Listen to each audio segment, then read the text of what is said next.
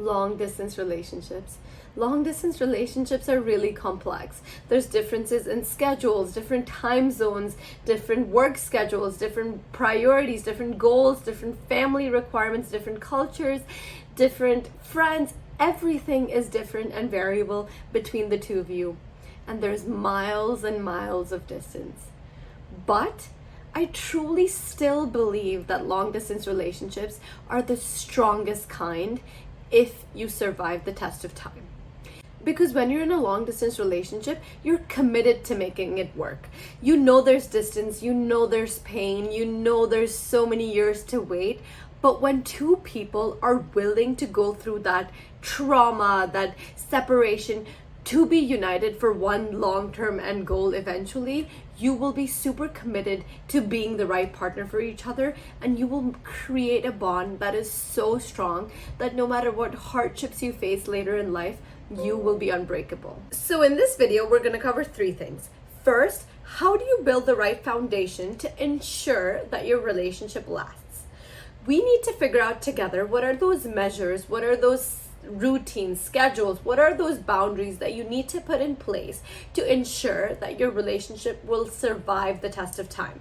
This video is called How Do You Make Your Relationship Last, right? And so we're going to figure that out by setting the right foundations. Second part of this video, we're going to talk about how do you embrace the distance. So often we hate the distance, we cry about it, we're sad about it, we complain about it. But in this section, I want you to change your mindset. We're going to tackle how do we change our mindset and use this distance in our advantage, in our power, rather than being upset about it. And last is the third section where we're going to cover how do we spice it up? How do we ensure that our relationship can still be romantic? It can still be exciting and it doesn't seem boring just because you're so far apart. So often we see other couples around us. We go out on dates when we're third wheeling, or we're at a restaurant and we see other couples together. We see people around us going on dates or feeling romantic, and we feel so left out because you're in a long distance relationship. And we're going to tackle what we can do in order to make sure that your relationship continues to be romantic and fun, even miles and miles apart. So if this is of interest to you, I'm really excited to share all my insights. Please make sure to like, please make sure to subscribe, and let's get into it. Just a super quick note to introduce myself. My name is Jyotvi Bhatt, and I'm a relationship and mindset mentor, and I work with individuals to unleash their maximum potential and help them through everything that involves personal development, whether it's relationship, career, mindset, whatever you want to talk about, I'm here to guide you for it. If you've been here for a while, thank you. If you've not, please make sure to subscribe and hit the bell icon.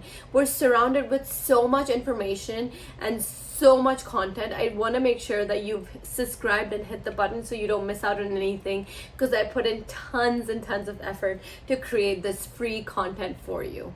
So please like, comment, subscribe, and let's get into it. So part one is setting the right foundation. So how do you set the right foundation? It's one word: communication.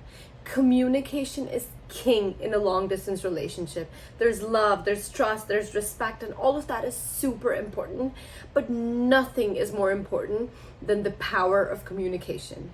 90% of our fights, conflicts, misunderstandings can be resolved if we just learn to communicate better. So often we're busy at work or busy with friends, and we don't communicate that to our partner.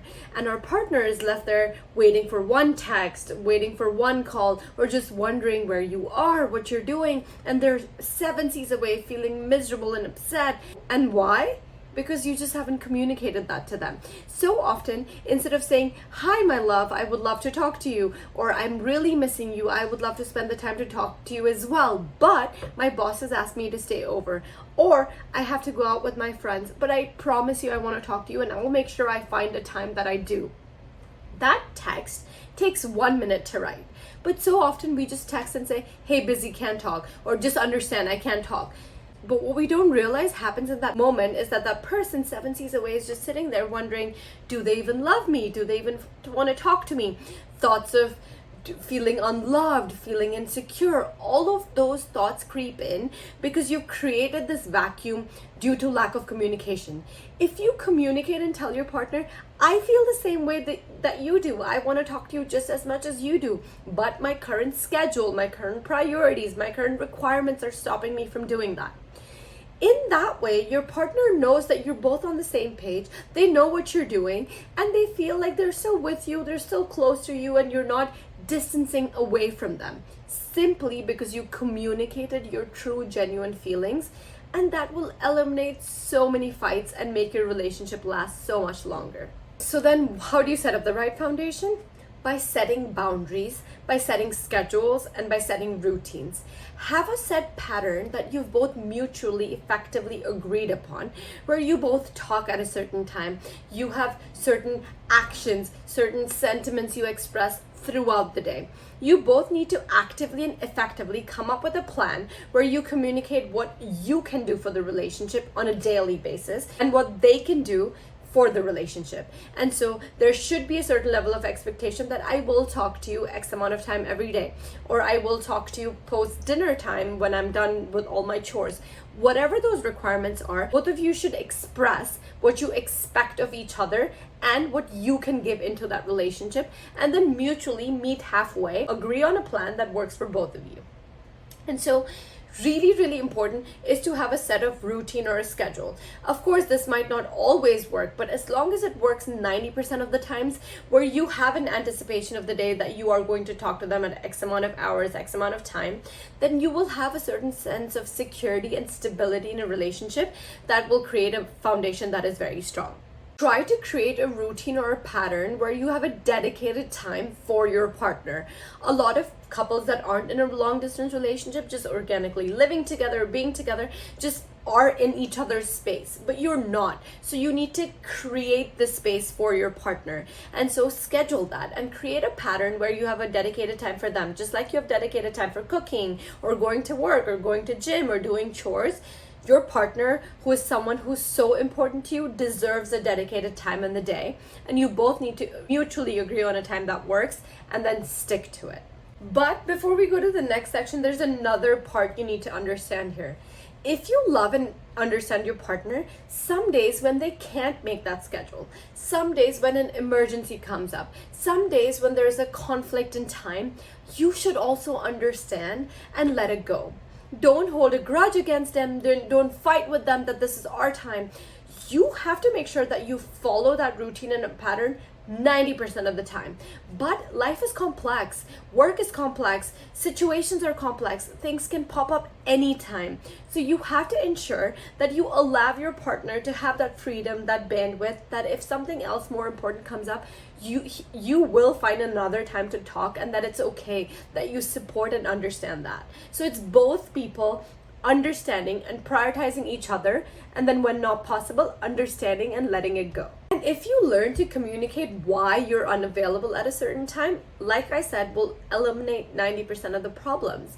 Rather than saying, I can't talk, I'm busy, I'm unavailable, if you explain why, if you explain what is going on in your mind, if they explain what is going on in their mind, and you're just communicating, your partner is not left there wondering, do they love me? Why am I the only one who wants to talk all the time? Why do they not want to talk? Do I love them more? Why don't they love me like other couples?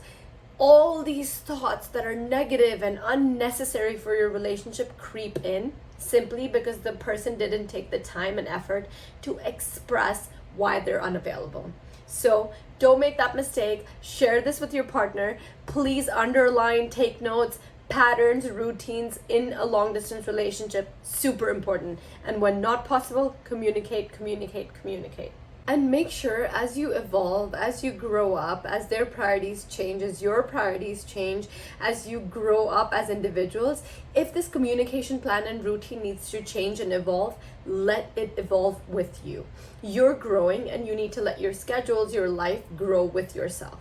And that leads me to the second point of embracing the distance. So in life, I've come to realize that the more you hate something or someone, the more you attract it, the more you're investing your energy into it, and the more you're going to have to deal and face it.